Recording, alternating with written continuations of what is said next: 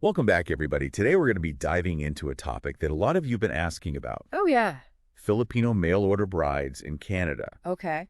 And a listener actually sent in this research paper. Cool. It's called Canada, the New Frontier for Filipino Mail-Order Brides. Wow. Published way back in 2000 by Status of Women Canada. Interesting. Now, what's really fascinating about this particular paper is that it wasn't, just an academic study. Yeah. This was actually done by the Philippine Women's Center of BC. Okay. So they were really focused on trying to give voice to the actual experiences of these women. That's right. And it really is a valuable perspective to have, Absolutely. Yeah. So I think, we've got some big questions here. Yeah. Why is this phenomenon happening? Right. What are these women's lives actually like once they arrive in Canada? Mm. And what does this all mean for Canadian society as a whole? Big questions, for sure. Absolutely. And I think to really understand this, we need to kind of zoom out, look at the bigger picture. Okay. And think about globalization and its impact on a country like the Philippines. Right. Because I think, the research really highlights how the Philippine government's labor export policy, which was intended to combat poverty and unemployment, Okay. actually ended up resulting in this mass migration of Filipinos. Okay. And more specifically, Filipino women. Hold on. More specifically, women. Yeah. So a striking 55% of Filipino migrants are women. Wow. And this isn't just by chance. Right. There are a lot of really complex factors Yeah. that are driving this trend, Okay. including limited opportunities for women in the Philippines themselves. Yeah. And then also industries like sex tourism in certain regions, which, are further pushing women to seek a better life elsewhere. Wow. That is eye-opening. And it really makes you realize Yeah. that this isn't just about individual choices. There are larger forces at play here. Absolutely. Yeah. Now, the paper also shares some personal stories, right? Uh, What kind of picture do those paint? Oh, absolutely. They really bring it to life. I mean, take Neela, for example. Okay. She was a teacher in the Philippines, Okay. but because of, just the lack of decent job opportunities, Yeah. she was forced to sell delicacies on the street just to survive. Wow. So it really highlights the desperation Yeah. and the limited options that so many women face. Wow. It really makes you think about the lengths people will go to for a chance at a better life. For sure. So how does someone even become a mail-order bride? Well, back then, it often started with websites.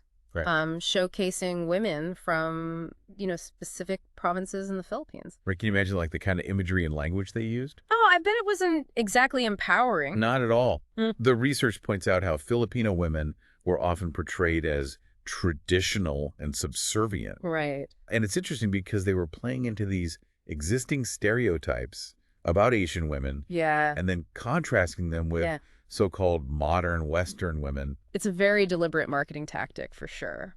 Yeah, it's almost like they're being commodified in a way, Exactly. packaged and presented in a way that appeals to a certain type of man. Yeah, there's even an anecdote in the research Wicca? where this man picks his bride after interviewing several different women. Wow. Imagine the power imbalance in that situation. It's like choosing from a catalog, which is Yeah, it's deeply troubling. dehumanizing. And this is all happening within the context of Canada's immigration system, right? It is. So the paper makes this direct link Mm-hmm. between Canada's Living Caregiver Program, Right. or the LCP, Yeah, and the rise of mail-order brides. exactly. And they argue that by bringing Filipino women to Canada primarily as domestic workers, You're right. it creates this perception of them as subservient and available. Yeah. So it's almost like the LCP is feeding into the demand for mail-order brides That's the argument. by reinforcing these stereotypes. Right, and it's backed up by the experiences of women like Lonnie, who transitioned from being a domestic worker in Singapore Right? to a mail-order bride in Canada hoping for a better life. Right. And sadly, she ended up in an even worse situation. Wow. That's heartbreaking. Yeah. Makes you wonder what these women's lives are actually like. Yeah. Once they arrive in Canada, Hmm. what kind of challenges do they face? That's what we'll be diving into next. All right, before we get into that, I just want to remind you, the listener, that we're here to unpack this complex issue together. Absolutely. What are your initial reactions to all of this? Yeah, what stands out to you? Let's keep this conversation going. For sure. It's important to understand that, these challenges that these Yeah. women face Right. aren't just about adjusting to a new country. You know, Right. they're often dealing with these layers of control Yeah. and in many cases, outright abuse. Okay, this is where it gets really heavy, and I think it's important for us Yeah. to talk about this honestly. Sure. But also remember that these are real people's lives Of course. that we're discussing here. Absolutely. The research kind of categorizes It does. the abuse into these different types, right? Yes, it does. So can you walk me through those? Yeah, so it starts with deception. Okay. A lot of these women were actually misled by their future husbands Right. about things like their financial situation Wow. or even, previous marriages. Oh, wow. Take Nika, for example. Okay. Her husband boasted about owning a taxi business, Okay. which turned out to be a complete lie. Oh, no. He was actually on welfare and had multiple previous marriages. Wow. So it's like this bait and switch tactic. It is. Preying on these women's hope for a better life. Exactly. And once they're here, Yeah. they're in such a vulnerable position. Right. And that initial deception, it sets the stage for further abuse. Yeah, Economic control seems to be a huge issue. it is. A lot of these husbands are restricting their wives' access to money, Yeah. making them completely dependent. Right. And we saw that with Maria, Yeah. stuck in that remote cabin. Right. Her husband wouldn't even give her money for basic needs. It's awful. Yeah. And it's not just about withholding money. Yeah. Right. Some husbands are forcing their wives to work in their businesses Yeah. without pay, It's exploitation. treating them like unpaid labor. Exactly. And then on top of the financial control, there's the emotional and psychological toll. Of course. The paper talks about isolation being a huge problem, It is. often made worse by these language barriers and limited social connections. Yeah, think about Gigi's story. Okay. She was just a teenager when she came to Canada Wow. and felt completely lost and alone.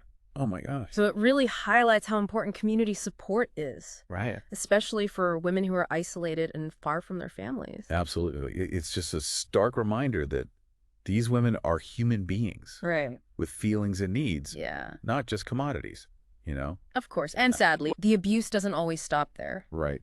The paper also documents cases of physical violence. Really? There's one instance where a husband repeatedly hit his wife Oh, God. and even threatened her with a gun. That's terrifying. Yeah. And it's hard to believe that these things are happening No. right here in Canada. Yeah. So it makes you wonder, why don't these women just leave Right. these abusive situations? Well, that's where the fear of deportation comes in. Okay. A lot of these women are misinformed about their rights, Right. and they believe that their immigration status is entirely dependent Oh, wow. on their husband. So they're trapped in a system that makes them vulnerable It's a vicious cycle. to exploitation and abuse. Yeah. But, the research also talks about resistance and empowerment.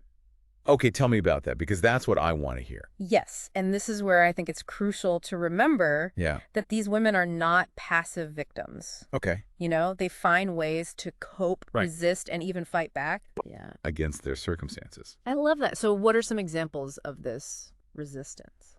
Well, one thing that the research really highlights Yeah. is the power of collective action. Okay.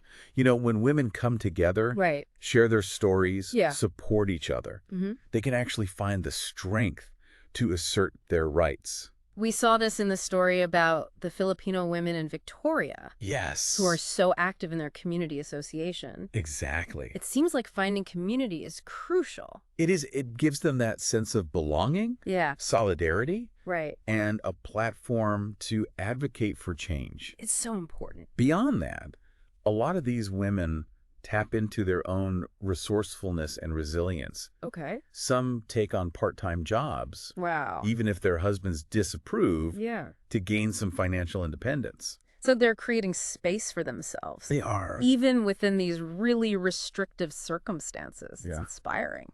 And don't underestimate the importance of cultural identity. Right. For many of these women, Yeah. their Filipino heritage, their language, food, traditions Yeah. becomes a source of strength and connection in this foreign land. It's a reminder that their identity isn't defined by their marital status or their situation. Exactly. Yeah. Now, the research also kind of delves That's into great. some pretty complex arguments Yeah. about how we should actually view this whole system. Okay. And one point that really stands out is the idea Yeah. that mail-order brides should be considered trafficked women. Wait, trafficked. Yeah. That seems like a strong word. It is. Can you unpack that a bit? Yeah, so it's about broadening our understanding of trafficking Great. beyond just physical coercion or forced prostitution. Okay. The research argues that the entire mail-order bride industry, Mm-hmm. regardless of, individual intentions, Yeah. is inherently exploitative. So even if a woman, technically chooses Right. to become a mail-order bride, Yeah. the power dynamics are so skewed They are. that it's difficult to see it as a truly free choice. That's the argument. Yeah. It's about looking beyond individual decisions Right. and recognizing these systemic forces Mm. that create vulnerability and make these women susceptible to abuse. Okay, so that really challenges us to think differently about how we define trafficking Yeah, and how we understand consent for sure. in these situations. It does. And it raises the question of what needs to change to protect these women. Right. The paper offers a number of specific recommendations. Okay, let's talk about those. Yeah. What concrete steps can we take to address this issue? Well, the research suggests a multi-pronged approach. Okay. One key area is, reforming Canada's immigration policies. Okay, so what kind of reforms are we talking about here? Well, for one, limiting the sponsorship privileges of men Okay. with a history of abuse. Right. It's about preventing potentially dangerous individuals Yeah, from exploiting the system. that seems like common sense. Yeah. The research also calls for, better information Okay. and support services specifically for Filipino women. Right. They need to know their rights, Yeah. understand the legal system, Mm. and have access to, culturally sensitive resources. It's about creating a safety net, It is. so these women don't feel so trapped and alone. Exactly. And I guess finally, we need to talk about those root causes, Yeah. the poverty and inequality in the Philippines. That's a much bigger challenge. Right. But it's crucial to acknowledge, Yeah, the global context of this issue. absolutely. The research suggests, reassessing Canada's development programs Right. in the Philippines Right. to ensure that they're actually empowering women Mhm. and promoting,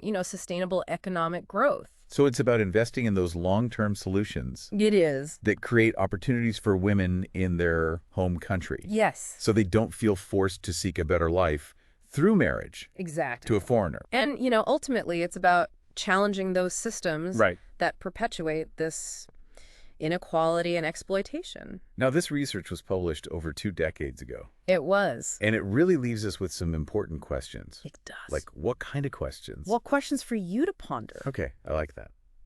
You know what has changed since then? Right. Has Canada's immigration policy evolved? Mhm. Are there new laws Yeah. or initiatives in place to protect mail-order brides? Okay.